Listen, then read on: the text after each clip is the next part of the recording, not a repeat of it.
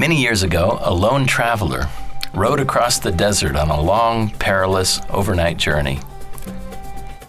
In the darkness, as the rider reached a point where the road became rough and difficult, an otherworldly voice called out, "Stop and listen well." The voice then said to dismount the horse and gather pebbles.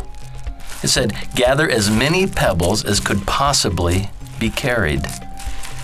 Well, the bewildered traveler fumbled in the darkness, grasping at rocks, afraid to comply, but even more afraid to disobey. And so went through the motions, following, against all reason, the mystic commands in the shadowy night, picking up pebbles and stuffing them into satchels.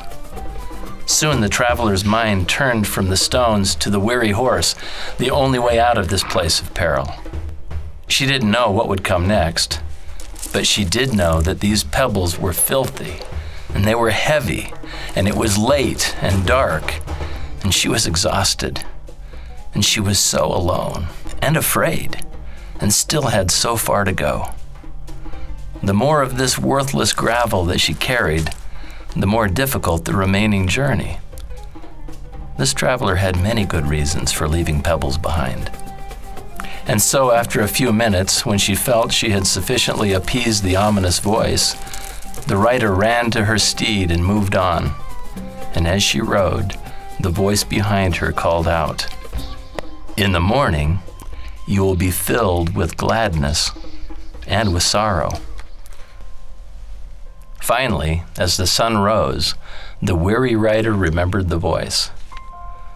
She reached into her satchel and, of course, found that a wonderful transformation had occurred.